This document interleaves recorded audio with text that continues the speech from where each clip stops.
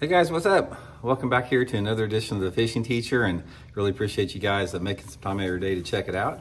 And guys, today we're going to be giving tips and advice on how to catch some fish on a chatterbait during the heat of the summer. We do a lot of videos on chatterbaits. There's a lot to them, ins and outs, a lot of situational things that you need to know about them. And I want to tell you guys today about one of my favorite ways to fish a chatterbait in the month of August. That seems like it works pretty good for me, so we're going to get into that.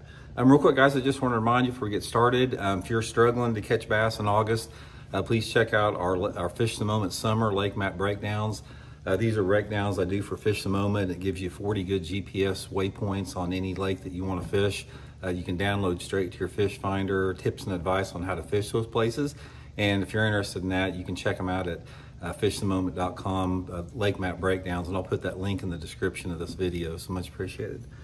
Okay guys, chatterbaits, man, sorry if I'm sweating a little bit. I'm in the garage here, man. It's about 100 degrees in here. That humidity is about 72. But anyway, chatterbaits are good all year long. There's literally not a month out of the year you can't catch them on chatterbaits. But usually what happens, depending upon the water temperature and the time of the year, there are different chatterbait setups, specifically with color and size, that seems to outproduce others and areas that you fish them in. But today I want to talk about fishing them in July, summertime. Then we'll talk about the setup and where I like to fish it. So first of all, let's talk a little about the chatterbait or the bladed jig. I go to a 3/8 ounce size in this, and I use some type of a green pumpkin skirt. I tie my own skirt, so a lot of times I'll have green pumpkin and maybe a little bit of orange or chartreuse. The key to this, what I'm talking about today, guys, is I'm trying to get this thing looking like a bluegill. So I do like to have some orange in it or chartreuse, sort of like bluegills do. So this is a little bit different color. And I put a Zoom Z-Craw Junior trailer on it, which is a nice little trailer. It's got a lot of action. And also, guys, I'll put the Baitworks link in the description. If you guys want to get you some of these, you guys can use that link there. And just basically rig it up just like you would a normal chatterbait there. And that's the way it looks there. And most of the time, guys, like I said, I'll have a little bit of orange or chartreuse on the skirt, and then I'll dip the tails either orange or chartreuse. Sometimes I'll dip one tail chartreuse and another one orange. It really, makes it look like a bluegill. So the chatterbait setup is key in this technique. So this is how I set it up. So the next thing is the structure you fish it on. Guys, this is all about boat docks.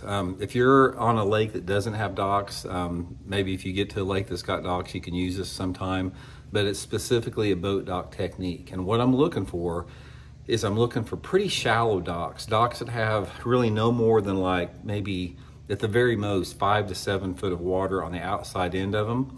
And water visibility is anywhere between, say, 6-inch visibility up to maybe 3 foot at the most.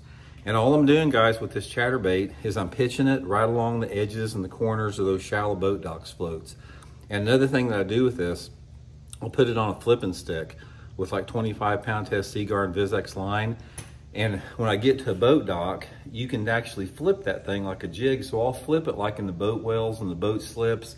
And if there's a boat in the stall, I'll try to flip it in between that little gap between the dock and the boat.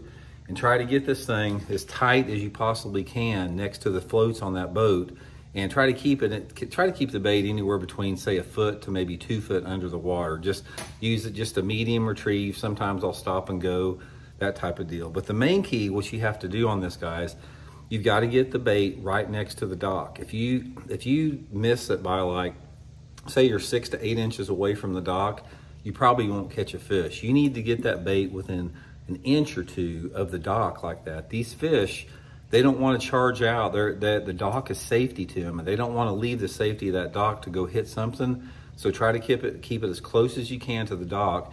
Also focus on the shady part of the dock. Anytime there's shade, I don't care if it's on the front or the back, it's going to be a really good way to catch them. But anyway, guys, just a quick tip.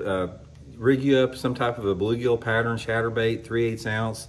Look for some docks in the lake. Even if even if you don't have a lot of docks, most lakes do have marina docks in it, and it'll catch you some fish. And you can also catch them around, if your docks are piling type docks, you can catch them in the shade of those pilings doing the same thing. So anyway, give it a try. I hope you guys catch some fish then. We'll talk later.